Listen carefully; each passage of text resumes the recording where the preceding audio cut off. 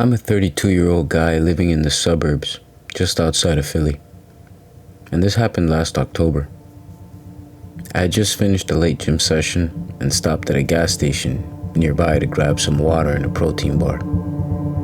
It was around 9:30 p.m. Not a shady spot, well lit, some people around, just a regular gas station.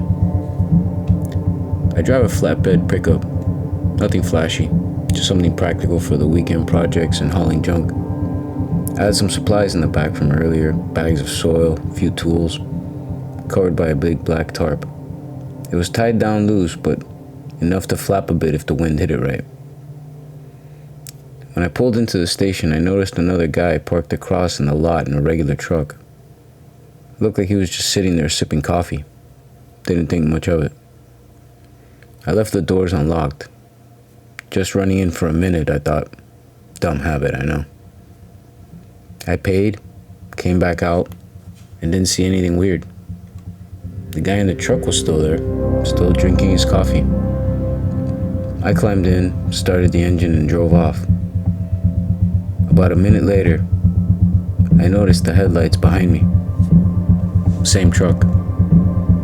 He kept pace for a bit, but then started tailgating. Then came the high beams, flashing, then the horn, long, urgent blasts. I changed lanes, he followed. I turned down a side street, still there. I called 911, told him someone was following me, flashing lights, honking like crazy. Dispatcher kept me on the line and said units were en route. I pulled into my driveway fast and jumped out, ran straight to my porch. The truck followed, screeched to a stop behind me. The guy got out right away, hands raised.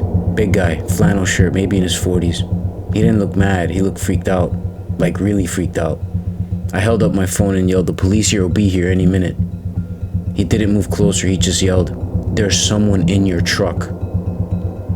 At first, I didn't register what he meant. I hadn't seen or heard a thing, but he just kept pointing at the back of my flatbed like his life depended on it. Moments later, the cops pulled up, lights flashing. They jumped out and went straight for him, shouting to get on the ground. He dropped immediately, still yelling, "Check the truck, check under the tarp." I called out from the porch, "He's not the threat. There's someone in my truck." The officer turned and approached my flatbed with flashlights drawn. One of them climbed up and pulled the tarp back carefully. That's when they found him. A man mid-30s, dressed in black, curled into the supplies beneath the tarp, silent, watching. In his coat pocket, they found a concealed Bowie knife inside a small backpack under the tarp, zip ties, gloves, and a rag. Later, the guy that followed me told the cops that he was just drinking his coffee when he pulled in.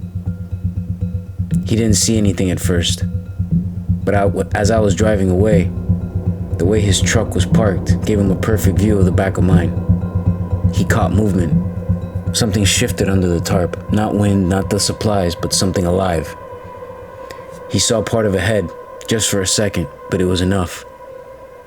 He wasn't sure what he saw, but he couldn't ignore it, so he followed me. And thank God he did. Now, I don't ever leave my doors unlocked.